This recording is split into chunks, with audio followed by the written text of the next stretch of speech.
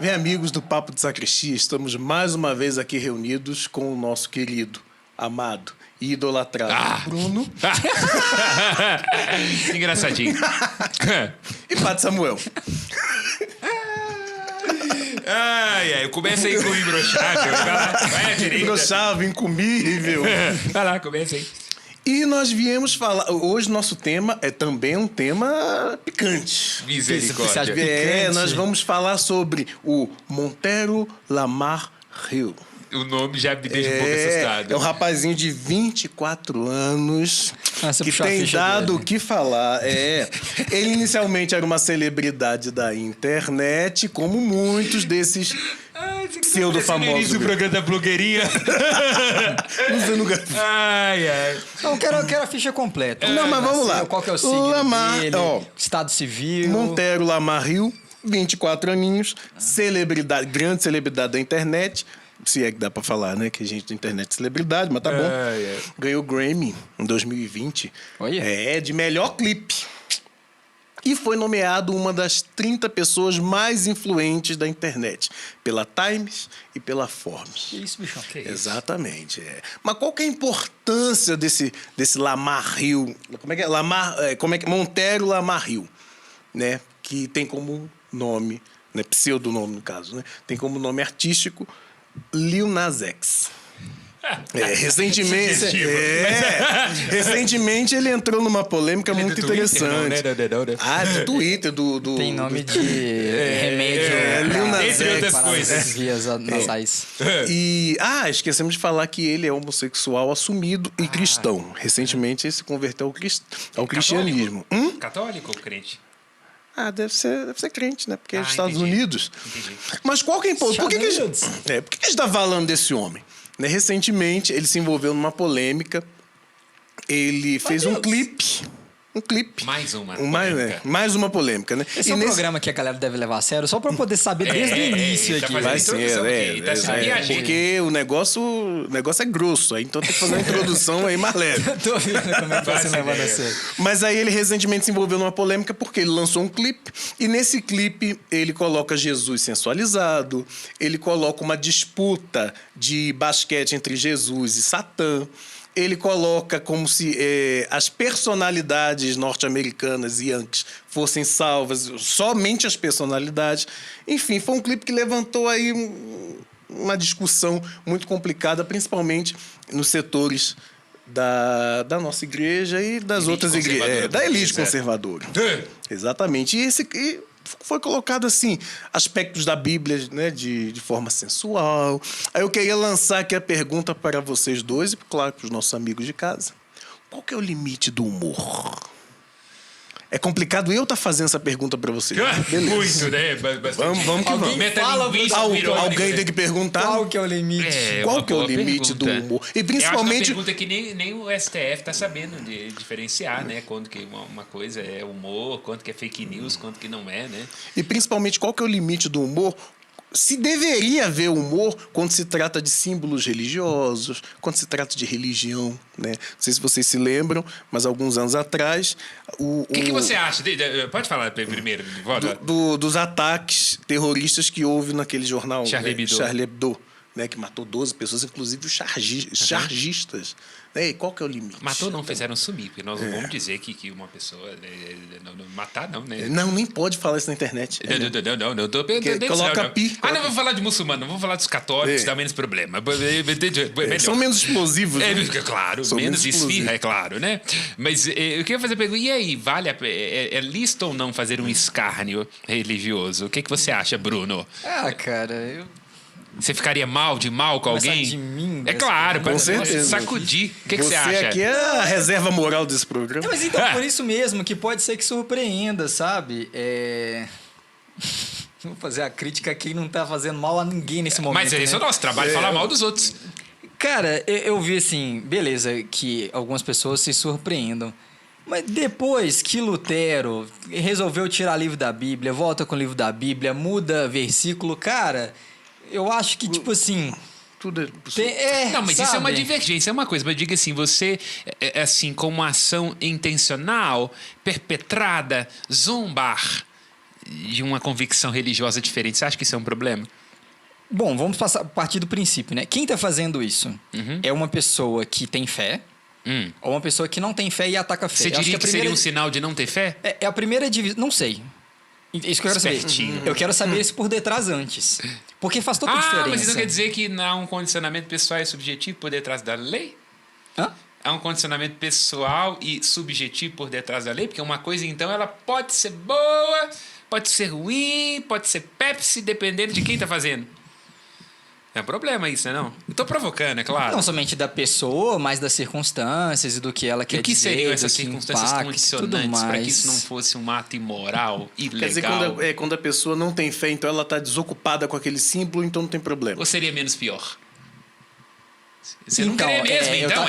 eu tava indo mais nesse sentido. Aham. Porque se você tem uma pessoa. Porque depende muito da É claro, intenção, esse é o dos objetivo. Vou dizer que isso aqui é impactos. maiútico mesmo, não tem conclusão, não tô querendo provocar. Mas, por exemplo, nós, enquanto crentes, vimos uma situação bíblica, por exemplo, e fazemos uma piada disso, o meu objetivo disso é criar um momento de descontração, de quebrar um gelo, ou fazer um ataque, né? Então você acha que o elemento do ataque é que já começa a levar a coisa para um outro... isso Acho que é aí um faz argumento sentido. válido. Por exemplo, né? Vamos criticar um outro canal no YouTube também, que já Que começa fez, com um nome muito sugestivo, né? Para fazer uma menção a cloacas. que já fez várias críticas assim ao cristianismo, e para mim ela tá de fora da igreja fazendo um ataque. Aham. Pra Você mim, acha que ali isso não é uma questão só de humor, não é uma questão de uma Não, ofensa eu acho assim, gratuita? é uma ofensa, tem ofensa Isso que eu ali ia falar. dentro, tem, Ali, tem uma né, crítica externa que vem que... Ali nas cloacas, inclusive, eu acho assim que tem críticas, inclusive críticas assim, muito válidas. Mas há também essa questão que você falou Você de perde a medida, escandalizar. escandalizar. Sim. Eu acho que o problema que talvez tem não seja nem o escândalo, porque o humor ele tem que ter um quê de escândalo. Né? O humor é um tropeço, por isso que o palhaço faz a gente rir. Ele estava andando aqui, ele tropeçou, a gente ri, acha engraçado. O humor é um escândalo do grego é tropeço. Agora, o problema, eu acho que quando entra esse elemento do ataque, sobretudo se alguma coisa estiver mais ou menos ferindo um consenso social sobre liberdade, direitos, tolerância. E por que eu comecei fazendo essa provocação? Porque, por exemplo, na Bíblia há escárnio dos ídolos, né? Você conhece alguém mais debochado, por exemplo, do que o profeta Elias? Até Deus teve que falar com Elias, chega, já tá bom. Porque zombou dos profetas de Baal. Manda descer fogo, não desceu na... O seu Deus deve estar dormindo, só pode ser, né? Se ele tivesse acordado, chama mais, grita. Talvez ele esteja passeando em meio aos bosques. Então, acho que ninguém foi mais assim irônico do que Elias na Bíblia. Então, eu acho que é realmente uma questão muito polêmica. Porque, ao que parece, tolerância é alguma coisa que a gente gosta quando a gente está fraco. Quando a gente não tá fraco, a gente não gosta de tolerar, não. Parece. E, na verdade... Quando a gente tá na situação do governo... Bem social essa... quando a gente tá no poder, quando é o nosso que tá em jogo, quando estão rindo do que a gente pensa, aí não dá para tolerar, não. Aí é uma causa pétrea, aí é alguma coisa que fere a nossa sacrossanta instituição. Eu acho. Nesse sentido aí, vocês acham que a nossa instituição ela recebe bem críticas? A Igreja A Católica? cristandade lógico recebe que não. bem? Lógico que não. A igreja é uma instituição total, muito ciente de si, dogmática, certa das suas convicções. O humor é um problema. O riso, na perspectiva aristotélica, da qual o cristianismo, na sua interpretação teológica, é devedor, era considerado por Aristóteles como uma deformação do rosto. A ideia do humor na filosofia clássica, aristotélica, é uma perda de tempo, né? A ironia é mal vista. Como assim? Em vez de você ser reto, raciocínio reto, claro, distinto, você vai rir. Isso é uma perda de tempo, né? Até o Humberto Eco, o nome da Rosa, é justamente isso. É o problema com o sorriso. Eu ia citar agora o Humberto Eco, o nome da Rosa. Diga, né, que tem numa parte, não só do livro, mas como do filme, que o prior explica o porquê que não se pode rir. Ele comenta. Quando você ri, você tira o medo. E a gente precisa do medo. A gente necessita implantar o medo nas pessoas, porque a fé só vem por meio do medo, não por meio do riso. O que não tá Aliás, errado, inclusive, né? eu recomendo que vocês assistam, né, O Nome da Rosa, ou então leiam o livro, é maravilhoso. O que, de alguma forma, não está errado, porque esta ideia de uma tolerância com o outro, de escutar o outro, de ter respeito às convicções do outro, é uma coisa de anteontem. É. Ninguém considerava isso aqui há 30 anos atrás. Olha os programas da década de 90. Xuxa, Angélica, entendeu? O que? Sua gorda? Ah, ela é muito gorda, tira daqui. Programas de gente hoje em dia que defende aí, não vou nem citar porque não tem dinheiro para pagar advogado. Isso é anteontem. Nossa geração viu isso. Vou trazer um ponto agora para o lado do apostolado, né? Quando você fala dessa questão de humor. Tirando essa filosofia que você apresentou, né, enquanto perda de tempo, se através do humor você evangeliza e traz pessoas para Cristo, eu vejo o humor de forma positiva. Mesmo que seja um humor com base em algo das Sagradas Escrituras, por que não? Mas desde que você tenha um respeito, né, à mensagem revelada. Eu não sei se... E qual que vai ser o limiar entre o respeito entre o humor e o respeito? Né? É muito difícil ser contemporâneo. Quem é o árbitro? Qual é o critério? Quem vai dar a palavra final? Com base em quê? É muito difícil, né? E aí, por exemplo, né? Então, enquanto alguém... Então, beleza. Se você é um missionário, né, da igreja e você vai levar o evangelho, você leva com piada, beleza, você usa seu critério. Mas se você escuta outra pessoa, eu levaria em conta duas questões. As pessoas que recebem aquilo, elas estão se afastando da igreja, se afastando de Deus. Por exemplo, né, um vídeo desse do... Como é que é? Lil Nas X. Ele está levando as pessoas a abandonarem a fé, ele está levando as pessoas a deturparem e praticar heresias, nesse sentido, para as pessoas que são o público, né, alvo dele, daquilo que ele recebe. Ou pode ser que não tenha nada diretamente a ver conosco, ou que seja um momento que ele está dizendo, por exemplo, de introduzir ali questões polêmicas, né, sobre as quais a gente não tem a coragem de falar. Eu acho que trazer um Cristo homoafetivo, sensualizado, personagens bíblicas também nessa perspectiva, quer trazer esse debate à tona. Não estou dizendo que é certo e que eu faria, mas traz à tona. Porque há uma questão muito interessante, se para nós é um problema imaginar Jesus como homoafetivo. Se ele teve práticas homossexuais de acordo com a doutrina oficial da igreja, é uma coisa. Mas se a ideia do Cristo homoafetivo nos incomoda, tem alguma coisa que a gente tem que pensar. Entende? Pelo menos pensar. Tem que colocar sob suspeita e tem que perguntar assim, por quê? Se Cristo tivesse, por exemplo, trejeitos afeminados, isso seria um problema. E eu não sei quando eu falo né? isso, eu não sei se eu estou errado pensando isso, mas como é que na minha cabeça, né? Independente do que você fizer, né, essas acusações, essas ofensas, blasfêmia, o que for, você não diminui em nada a dignidade de Deus. Você só está afastando-se daquilo que é o seu objetivo, de louvar e dar glória a Deus. Claro. Então, motivado pelo quê? Naquela pessoa, né, que faz esse deboche, que faz isso, qual que é o intuito dela? Nem motivado pelo quê? É aí que eu acho que é uma questão interessante, né? O que está motivando? Porque às vezes... Opa! Essa semana está difícil. Mas motivado pelo quê? Ele quer destruir o cenário de qualquer jeito. Família de Zé Votos renovar. Mas motivado pelo quê que eu falo? É porque às vezes a pessoa pode estar num tal estado de aversão ou de desequilíbrio psicológico que ela faz na intenção de ofender até para testar. Pode dar um exemplo disso? Na Bíblia. Quando Jesus, no Evangelho de João, encontra Filipe. E ele vai até Natanael dizendo, encontramos o Messias. Natanael falou, o quê? Vindo da Galileia? Nazaré? Eu vou lá para ver. Olha para você ver. Foi super irônico. Isso aqui é buraco. Então, perceba. Um apóstolo, né? Depois, não sei se por vingança divina ou não, considerando que Deus fez com Sodoma e com Gomorra, arrancou a pele dele, né? Porque Natanael foi morto, esfolado. Acho que dos apóstolos que morreu mais ferrado, né? Mas é uma questão para se pensar. E no caso, ele foi muito irônico com Jesus. No caso, muito. não sei se o padre deve ter visto o vídeo, não sei se você teve estômago para ver. Né? Inclusive os de casa. Eu vi, é claro que viu. Né? Os de casa também são convidados a ver. Mas eu não vou dar view pra esse tipo de conteúdo, então fica quieto, porque só vai poder falar quem viu o vídeo, tá? Mas aí, simples. Tá, pode falar. Mas aí vamos lá. Né? No vídeo mostra um Jesus sexualizado, um Jesus com trejeitos, um Jesus muitas vezes vestido com roupas mais femininas. Tipo a roupa que os padres vestem, parecendo um carnaval? Coisa larga, com muito brilho. Tipo Priscila. Será que é uma questão da esquerda isso? Será esse negócio lá daquela época? Colocar os padres para vestir roupa dourada?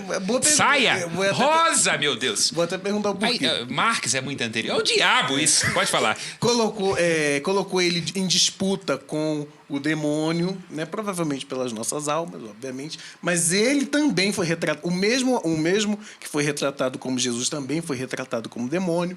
Estava cercado da elite, né? Como sempre. Né? Tem uma parte também do clipe que eu acho muito interessante, que ele está alisando a ovelha com uma máquina de tosquiar na mão. Uhum. O que eu sempre achei uma analogia muito interessante, porque o pastor guarda a ovelha para comer ela, para arrancar lã, né? Eu sempre achei isso uma analogia perigosa. Meu medo é o menino um dia falando assim: o pastor tá guardando a ovelha tanto assim pra quê? O que ele vai fazer com ela que eu quero saber? E eu fico com medo disso no homilia, que você não tem ideia. Em seguida... Deixa eu só perguntar pro Dom, Davi. Você assistiu quantas vezes esse Eu assisti umas 2 ou 3 vezes, pra analisar coisa. Eu também assisti de Foi várias menos do que eu vezes, imaginei. E depois ele é, aparece né, também vestido como Cristo, mas com um grande casaco de lã de ovelha. Olha, pra você ver que coisa interessante. Muito interessante. Né? Então a gente não sabe se é crítica, se é blasfêmia, mas aí nos atendo a blasfêmias, a profanações. Qual que é a diferença de blasfêmia para profanação? A blasfêmia no sentido estrito está ligado a uma coisa contra Deus ou contra o divino. Quer dizer, tudo aquilo que desrespeitar a ordem do divino, tudo aquilo que colocar em xeque ao lugar divino. E a profanação diz respeito ao que se refere a esse divino, né? O profano significa pegar alguma coisa que é do âmbito sagrado e trazê-la para o âmbito do comum, do irrelevante, do corriqueiro. Mas né? trazer em que sentido, né? Porque Depende. Deus santifica o cotidiano. Aí que é a questão. Por isso que Jesus foi muito revolucionário. Porque se você pegar Jesus para fazer uma prova com Deus do Antigo Testamento, ele toma pau em tudo. Praticamente. Não pode fazer imagem. Eu sou a imagem. Ah, não pode encostar no alguém que está com lepra. Eu encosto em todo mundo, deixa encostar em mim e ainda curo. Ah, não pode profanar o sábado. Aí eu arranco espiga de milho no sábado. Jesus tomaria 0 na prova do pai dele. Entendeu? Por isso que ele foi pra cruz, velho. Porque então ele também Cristo também foi profano. Claro, o eterno se fez tempo, ué. Quer profanação pior do que essa? O que é uma imagem na sua casa perto do fato que o eterno se fez tempo? E isso fez com que ele... Claro, sendo homem, tu te fazes Deus? Essa é a crítica que ele sofreu na casa lá de Caifás, velho. Você é homem, você não tem nem 30 anos, você é maior do que o nosso pai Abraão. Mas aí, no caso, é uma profanação mais... Aí que fica a questão. Se for uma pessoa mais à direita, vai dizer que aquilo era necessário, agora a gente estabeleceu, somos situação, fica todo mundo quietinho. Se for à esquerda, vai dizer que, na verdade, esse é um movimento progressivo de revisões contínuas que vão acontecendo. Isso já deu o nome, por exemplo, para a heresia na igreja. Essa linha mais à esquerda, por exemplo, é a ideia de uma espécie de milenarismo, ou a ideia de uma presença do Espírito Santo na igreja, né? A igreja vai se revisando ao longo do tempo, sem um compromisso necessário com o que veio antes. Nós estamos aí nesse caldo de cultura. Né? Então vai haver uma diferença entre a profanação feita por Cristo e a profanação feita por vários outros artistas. Alguns né? mais à esquerda vão deixar claro, vão querer enfatizar que Jesus foi subversivo. E há matéria para isso. Em vários aspectos, porque tem uma série... Por isso que os judeus jamais... Não jamais, que aí eu estaria falando contra a Bíblia, né? Mas do ponto de vista lógico, nunca vão aceitar Jesus. Uma coisa é que ele seja um grande profeta, um iluminado. Agora, é muito difícil para um judeu entender como Jesus pode ser o filho de Deus. Ele virou tudo do avesso. Então, nunca vai entrar isso na cabeça de um judeu. Então, eles vão dizer que Jesus foi uma subversão total. Mas se é tanto assim, então, Maria teria caído para trás quando o anjo falou que ela seria... Nós já lemos a história de Jesus com um olhar cristão. Esse é que é o problema. Porque desse ponto de vista... Não problema, meu Deus do céu, isso é bom demais, sou católico. Mas tô dizendo assim... vai cair para trás, tipo experimente assim... Ô, anjo, assim, rapidão, Bruno, eu tô com dor de cabeça... Experimente conversar com um judeu ortodoxo, que você vai ver que tem vários problemas na interpretação que nós cristãos fizemos da Bíblia. Vários problemas. Não no sentido de que são mentira. Não no sentido de que eu não creio nisso. Mas que do não ponto de- entra na cabeça dele. Porque então- subverte, ué. Sim. Tem várias... Por exemplo, a cláusula pétrea da circuncisão. Deus era amigo de Moisés, chamou o cara. Aí Moisés já tinha um filho. Zéfora e o outro nome do filho lá que eu esqueci, Gerson e o outro lá. Deus chamou Moisés. Moisés adia a circuncisão de um dos filhos. O texto diz, capítulo 4 do livro do Êxodo, que Deus queria matar Moisés. Zéfora fica desesperada, porque ela vê o que vai acontecer com o marido, ela circuncisa o cara e cura, Deus cura Moisés. Ele teria matado Moisés se Zéfora não tivesse corrido e circuncidado o menino, porque ele disse que era para fazer. Como é que você entende um Novo Testamento falando que Deus aboliu a circuncisão? Ele ia matar o cara mais chegado dele no Antigo Testamento. Por conta do pênis do filho que não estava cortado. Então, quando você pega isso, coloca o novo com o antigo, a cabeça entra em paradoxo. Você fala assim, meu Deus do céu, tem uma loucura aqui. Os judeus estão muito certos em continuar cortando os meninos. Se ia fazer isso com Moisés, imagina comigo. Por isso que o Luciano Huck, sei lá o que ele é, amigo de padre, mas os filhos dele é tudo circuncidado. Vai que, né? Vai que. Eu não creio nas bruxas, pero que elas vai. Vai perder o paraíso por causa de um pedacinho de pele. Exatamente. Não vai, né? Então, Corta olha pro pra você golo, ver a tudo mentalidade de um judeu, onde a prática é importante. Entende? Então, é uma questão muito complexa pra gente pensar, né? Agora, nessa igreja que nós temos hoje, será que em algum momento dessa história houve espaço para humor, para críticas mais bem-humoradas ou para críticas mais mordadas? Teve espaço? E se não teve, nós temos espaço hoje? Nós temos um clássico que a galera ama e citar, que é Chesterton, né? Que ele foi Chesterton é um bom exemplo. um jornalista muito... Mulher também, diria. Eu diria que, assim, a igreja teve, sim, espaço. Eu não vejo... Até mesmo porque eu acho que as nossas noções de humor, a nossa... a descoberta do humor como um elemento retórico, acho que ela é muito contemporâneo. Eu não acho que um homem medieval estaria muito preocupado com isso. Talvez por isso não tenha tido, né? Não fazia parte, né? Do métier dos livros. Você não vai ver, por exemplo, comédia de Shakespeare. Você vai ver romances, assim, quase como que novelas, né? Seriam novelas hoje, numa atualização dinâmica, mas você não vai ver uma comédia de Shakespeare, embora tenha elementos de humor. Né? E agora saindo um pouco da seara do humor, entrando na seara da arte, né? Porque, querendo ou não, um videoclipe é uma obra de arte. Ganhou até Grammy. Você achou, Davi? Aquele homem parece uma obra de arte? Não, o homem não. O clipe. Ah, tá. O clipe Não é muito assim bom. tão bonito, não, né? O homem não confunde com o vizinho. Mas o clipe. Alguma coisa dessa que a gente vê por aí mesmo, né? O clipe foi muito bem feito. Foi mesmo. Foi muito bem feito, apesar Tem do uma conteúdo. narrativa, e eu acho que, do ponto de vista da comunicação, só de ter semiótica, você pegar símbolos, elementos, isso é fantástico, do ponto de vista Foi artístico, muito né? bem feito. Arte e fé. Elas se relacionam, elas têm um bom relacionamento. Já houve momentos em que a arte e a fé tiveram em relacionamentos conturbados, É claro. profanos. Quando Michelangelo, por exemplo, é forçado a cobrir todo mundo que estava pelado na Capela Sistina, né? Os castrati lá do Papa Júlio, se não me engano. Então já houve momentos problemáticos. O fato é, hoje nós somos mais puritanos, por consequência, sobretudo, do protestantismo. A arte renascentista, ela não era tão puritana. A gente não tinha muita dificuldade de ver Jesus pelado, de ver os seios da Virgem Maria. Tem imagens do seio da Virgem Maria jogando leite na boca de Bernardo Claraval. Eu teria problema. Eu ficaria desconfortável em ver o Santo Pênis. Uma coisa esquisita, né? Eu acho que isso. Desnecessário. Mas né? o fato é isso. Ainda bem que o Sudário de Turim está com a mão. Coberto, né? Mas não era um problema para o Renascimento, não, né? Nós temos imagens do Vaticano que foram cobertas depois. Não era um problema ver Jesus pelado. A nudez é um sinal da inocência original, né? Nós nos tornamos mais puritanos depois do Renascimento. Diria que ali pós-romantismo, sobretudo, né?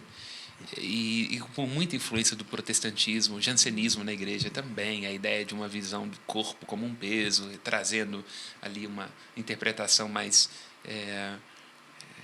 diria, mais abstrata do platonismo. Mas era uma questão conceitual, não era uma questão blasfema, não era uma questão para enfrentar a igreja.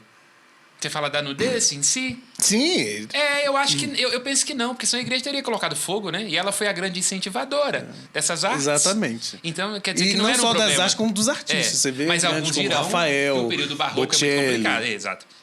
padres, inclusive. Mas alguns dirão que o período barroco é confuso. Os ortodoxos, um dos motivos pelos quais eles não gostam muito da gente é isso. Porque você já viu uma Imaculada Conceição, como é que ela é sensualizada? Ela é toda torcida, ela está praticamente com a camisola. Nossa, isso para um ortodoxo. Imagina, a Virgem Maria.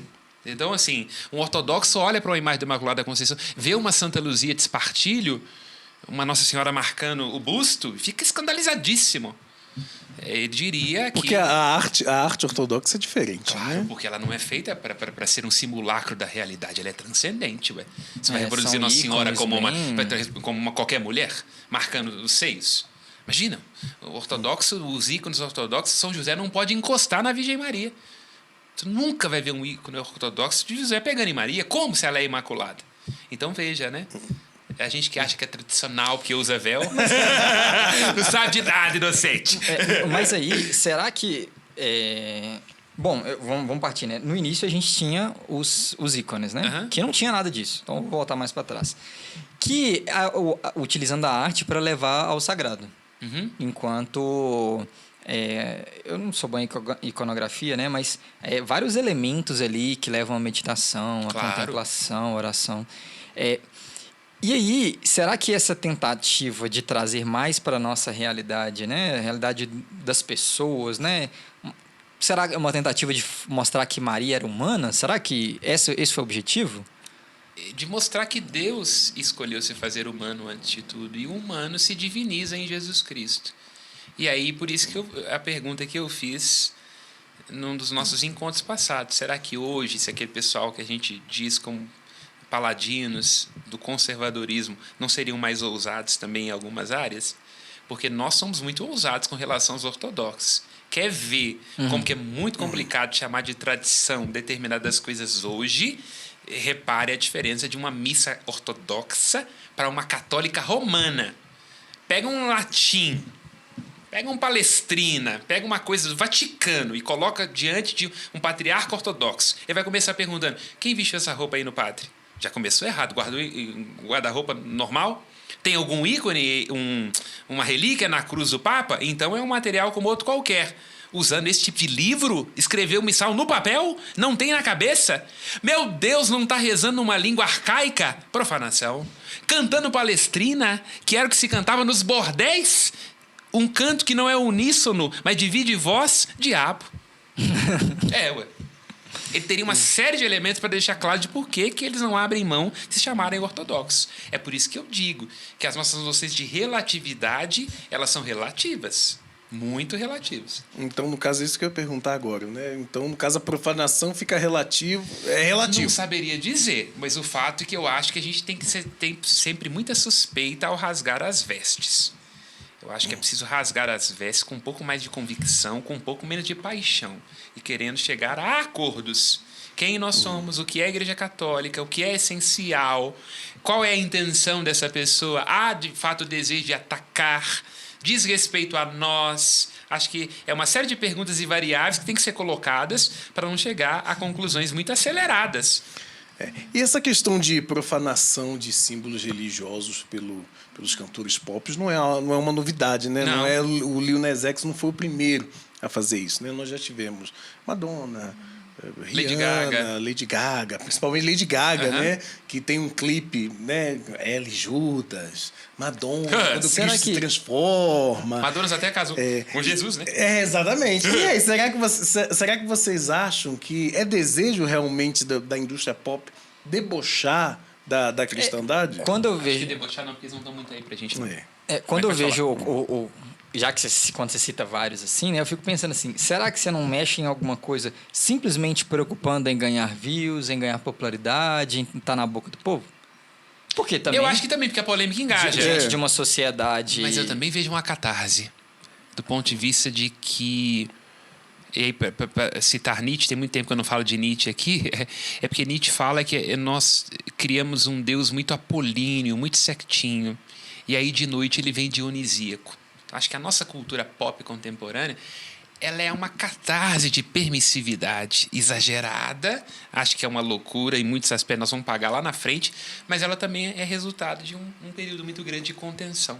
consciente ou Então inconscientemente. espremeu demais, Eu acho então... que é aquele movimento Ficou Woodstock, denso e rasga quente. a calça mesmo, é proibido proibir. Eu acho que a ideia de, olha, Ficou solta. denso e quente e de repente... Isso, eu acho. A catarse Não foi uma acho grande que explosão. necessariamente isso seja orquestrado e perpetrado. Acho que não. Não acho que há uma grande inteligência, uma grande mente aí por detrás da cultura pop querendo. Não, eu acho que são movimentos naturais. Eu não acho realmente.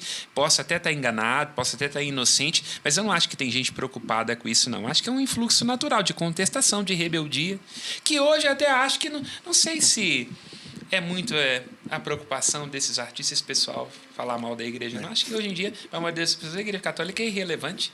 Já tá morrendo mesmo? É. Inclusive, tem isso no meio evangélico, né, gente? Tem listas de músicas que um cristão não deveria ouvir. Vocês- No meio católico sempre houve, né? Com os livros tem um sobre index, tudo, né? tem um index, Sim, esqueci do index, né? Librório. Os protestantes sempre fugiu o copiam nome. da gente. O imprimatur, ele surge também nessa Por isso, linha, né? né? De você... O que eu acho que é legítimo, porque tem determinadas pessoas que não podem ter acesso a qualquer tipo de conteúdo. Isso que eu ia Você tem que perguntar. ter Vocês uma- acham isso legítimo? Eu acho que Proibir? é claro. Falar, olha, não, esse tipo de E quem conteúdo está dizendo não. isso não é na igreja, não é Freud. Toda cultura tem que castrar. Imagina se o seu filho, num ato de liberdade, achando que ele é um Jean-Jacques Rousseau, um Demolay. Eu quero enfiar o dedo na tomada. Imagina. Não vai, não é assim. Não, eu te proíbo. Aí eu quero sair. Hora que pagar os seus boletos. A base da cultura é castrar, gente. E não castra uma pessoa pra você ver. Ela vai virar um psicótico ou um psicopata. Se você não tiver medo de fazer coisas erradas, se você não tiver medo de ser punido pelo que você está fazendo, você não consegue viver na sociedade, velho. A base do direito coercitivo é o fato de que algum dia você viu o seu pai na sua casa, que olhou para você torto, você introjetou aquilo com o complexo de Édipo e fica com medo de alguém continuar te punindo. Sem isso não tem sociedade, velho. Seríamos psicóticos, psicopatas, velho. Esse é uma questão muito delicada. Porque Claro. eu tô de acordo, né, enquanto futuro pai, de que eu vou ter que ter... castrar no sentido Claro, de ué. colocar ordens, né, Claro, com ué. meu filho. Não é- Mas E é Freud algo que... concorda isso, velho. Não é Mas é pegar algo que a a pelinha sociedade não necessariamente tá... Quando a castrada, quando é ela que não está castrando. Porque senão ela vai proibir, vai dizer que não pode, que é liberdade de expressão. Entendi. Ela vai dizer, olha esse grupo aí da cloaca, que você vai ver, já vi um representante dele aí, que eu acho que é um cara muito inteligente. Exatamente. Ele e outro. O céu é o limite, mas quando vem claro, a resposta... você chegar ao ponto de dizer que fazer determinado tipo de piada com o desejo de ofender, de atacar, próximo a uma festa importante, para uma fé, uma visão de mundo, isso não fere, não ataca, não é uma manifestação de intolerância, não inviabiliza o diálogo? Se não é uma ignorância, é uma hipocrisia, é uma perversidade. Eu acredito mais na segunda opção. Eu acho. Assim, aqui é a minha opinião pessoal. É perverso mesmo. Acredito nessa segunda. Não estamos dizendo assim de... eu gostaria de fazer uma releitura de um Jesus gay. Ou, por exemplo, eu gostaria de fazer uma releitura de que Jesus teve uma relação com João. Isso é uma coisa, uma interpretação. Outra é fazer disso um deboche, para achincalhar. Não acho que a intenção disso aí seja provocar o debate, o diálogo, não. Acho que não. Que há uma ação perpetrada de ofender, de machucar. Inclusive, eles sofreram ataques reais. A sede lá da cloaca recebeu ataques, coquetéis Molotov.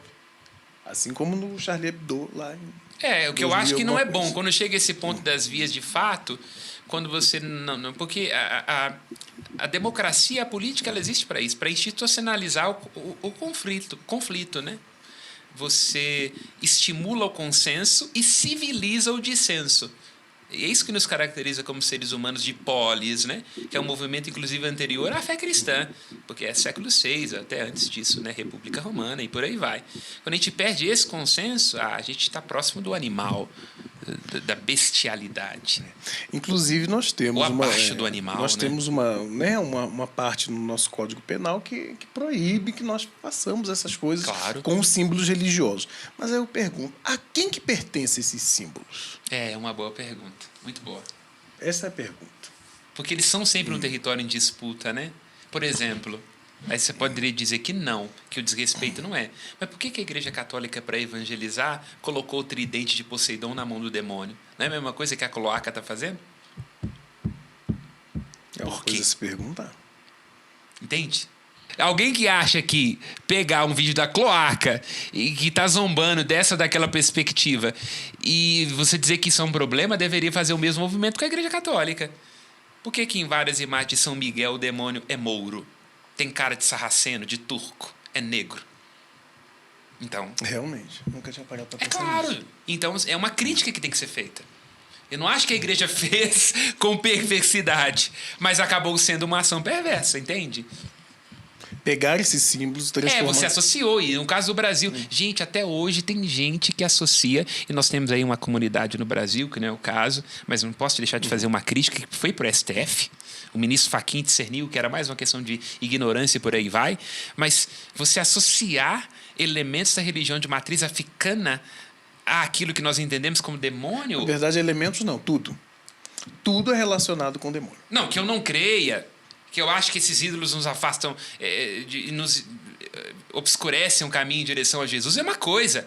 Mas eu fazer uma correspondência exata num livro... Inclusive... Isso hoje, no século XXI... Inclusive... Agradeço ao Fachin, porque se o STF fosse contra mesmo a fé, tinha mandado prender. Inclusive, nas orações, né, dessas pessoas que acreditam nisso, elas pedem para Deus nos livre essa pessoa da pombagira, livre essa pessoa do Exu, fazendo uma correspondência exata. Né? Não, isso é de uma infantilidade e às vezes até de uma perversidade. Não estou dizendo que nós concordamos com isso, que é a nossa perspectiva de fé. E um dos símbolos nas religiões afro do Exu e da pombagira é justamente o tridente. Pois é, ué. Então, isso é um problema, né? A Igreja Católica também tem que fazer um meia-culpa. Não ela, enquanto instituição, nunca foi norma, mas ela, quando pôde, utilizou-se muito bem desses elementos para impactar as pessoas. A ideia do inferno embaixo. Por que o inferno embaixo? Porque era o lugar da mansão dos mortos, dos gregos, ué. Jesus nunca falou que o inferno é embaixo, não é? A terra é boa, foi criada por Deus. Por que o inferno tem que estar embaixo? Para associar o inferno ao Hades, ao submundo. É claro, a Igreja Católica fez isso quando ela pôde. Então ela se aproveitou de muito dos símbolos dos antigos. Claro. Mas é muito difícil Aí nós podemos também, ter né? misericórdia e entender na relatividade dos tempos, entendeu? É por isso que eu acho que a gente tem que entender de história pra gente não tacar pedra antes, porque taca pedra lá, cai no nosso telhado e explode tudo. É muito difícil Eu faria também. igual, eu acho. Imagina se eu sou um papa, Inocêncio III. Eu teria feito pior. Mas eu não posso hoje deixar de fazer uma crítica. Sim, sim. Hoje, né? Com a consciência de hoje, com a lucidez, por aí vai. Você queria? Não, eu ia falar, mas o padre já me desmontou, né? Porque como que você faz um processo, né? É muito difícil. Imagina, você é responsável por evangelizar. Padre, ó, pode ser enviado pelo bispo para algum canto aí. Ele chega lá no cantão e tem uma religião já bem estabelecida. Sua missão é angariar fiéis, trazer para a Igreja de Cristo, batizar e fazer santos naquela cidade ali. E aí já tem uma religião bem Fazer estabelecida. santo ficou feio. Não, Pô. mas é isso, velho. É esquisito fazer santo. Não, mas ele está dizendo de um processo quase que mecânico. Não que seja ruim, porque Jesus mandou fazer, ide, vai, evangeliza. Mas a coisa se tornou... Fazer, tipo assim, transformar em santos, não é produzir santos. E aí daí a crítica de Marx. É por isso que eu falo, não pode dar o banho na criança jogando ela fora. Quando Marx fala da superestrutura, ele está dizendo isso. Porque isso era mercado. De onde é que hoje uma cloaca da vida faz propaganda e publicidade? Um daqueles caras lá é publicitário. Quem deu esse nome para eles? Publicizar. Propaganda fidei. Nós começamos com esse negócio. Propagandear, descaracterizar, demonizar, achincalhar. Nós fizemos isso com boas intenções, com um ímpeto legítimo, até diria como instrumentos da graça ou da ira divina. Mas não podemos deixar de citar o dito de boas intenções. O inferno está cheio, claro. Então, eu vou fazer um negócio para vai criticar demais. Bom, se no passado podia e agora com essa questão de respeito a todos e a todas as religiões e tudo mais, a gente não pode mais, a única saída que eu tenho contemporânea é evangelizar pelo exemplo. E não é isso que Jesus fez desde o início? Talvez seja esse o ponto, né? A igreja está tendo que passar pelo processo humilde do fracasso do seu fundador. Isso, né? Ele nunca impôs. Quando eu falo e quando assim... as críticas eram duras a Jesus, ele sempre foi muito aberto. Olha a paciência que ele teve com Nicodemos. com José de Arimateia. Jesus nunca teve medo de quem o criticasse. Nunca. Perdia a paciência. Ele chegou a dar um murro na mesa e falar com Nicodemos. Se você é mestre e não está entendendo isso, imagina os outros retardados. Mas foi até o fim. Então, acho que a igreja tem que recuperar essa humildade, não querer ser apenas a impositiva do seu horizonte, mas levar os homens ao conhecimento da verdade. Se a verdade é a verdade, ela se impõe, não precisa do braço do Estado, não precisa de colocar fogo na cloaca, ela vai se impor. Você acha que os desvarios, os delírios, essa histeria ideológica que caracteriza muito do nosso pensamento contemporâneo, nós vamos pagar caro por isso? Já estamos pagando com antidepressivo, com frustração. E a igreja precisa de tacar mais fogo nisso para quê? Basta que ela seja o exemplo da humildade, da serenidade, não queira estar nessa posição de quem dá todas as respostas, mas quem coloca a pergunta. E aí, não precisa de família mesmo, não? Será que realmente não tem sexo? Porque Freud chamaria isso de histeria, entende? A igreja vai colocando as perguntas no lugar correto e deixa o pau torar. Eu já citei inúmeras vezes aqui, obviamente, para todo mundo que é da obra, que não leve isso... Eu não falo aqui em nome da Opus Dei, mas já citei algumas vezes, né? E me corrijam aqui nos comentários, por favor, se quando eu faço os comentários tem algo de errado, mas eu traria aqui uma conclusão enquanto leigo, né? Deixa o clero para lá com os desafios de evangelização. Mas me parece a proposta do carisma de trazer uma evangelização com base na amizade, né? Que as pessoas vejam em mim pelo exemplo de marido, profissional, estudante e tudo aquilo Cidadão. que... Então, será que a gente pode dizer que o Opus Dei chegou com antecipação com algumas questões da campanha da fraternidade? Porque que São José Maria escreve atrás com antecedência e quase toma pau na corte de Pio XII? Não, ele... Essa ideia de santidade do leigo foi muito difícil, né, em certo sentido. É por isso que eu estou dizendo. Não há, então, uma possibilidade de colocar a esquerda para conversar com a direita nessa perspectiva da amizade? Se nós estamos numa sincera procura da verdade, colocamos sob suspeita nossas pressuposições e já sabemos que a verdade é Cristo, por que a gente vai ficar brigando? Não dá para colocar Escrivá para sentar com Oscar Romero? Eu acho. Por isso que a igreja é católica, né? Agora, já nos encaminhando aí pro final, né, dessa nossa discussão Volta, tão profícua. Volta, Max! Né? E aí, só para finalizar, vocês acham que a cultura, principalmente a cultura pop, a cultura tem abandonado os princípios cristãos e é por isso que a gente está caminhando cada vez mais para a blasfêmia, é por isso que a blasfêmia tem aí minado a produção cultural, minado a produção artística por conta desse abandono? Eu penso que sim, e eu penso que pode até haver uma estratégia demoníaca, gramsciana, comunista, mas a igreja também abandonou anseios em muitos momentos. Então, quando eu olho para um São João 23, eu vejo isso, né? Eu acho que, na verdade, a igreja se tornou negligente com o movimento da cultura no final do período medieval. Não durante o período medieval em si, mas no final, quando ela viu a efervescência de perguntas, a dúvida, o desconforto, ela barroquizou e se afastou.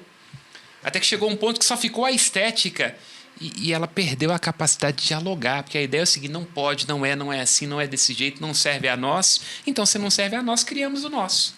Ela perdeu, ela que era a custódia das universidades, ela que estava na vanguarda da arquitetura, os monges que irrigaram terras inférteis e pântanos na Europa não conseguiram mais dialogar com a ciência, com a cultura e com o humanismo. Ela abriu mão desse lugar de ser humanista. Aí agora não adianta dizer, roubaram o filho dela, agora vai gritar. Porque a cultura contemporânea é uma filha bastarda da negligência da mãe Igreja Católica. Tipo, subiu no tamanco, confiou demais em terreno ganhado. Não assim, se abriu a escutar, a entender o que estava acontecendo ali, não é?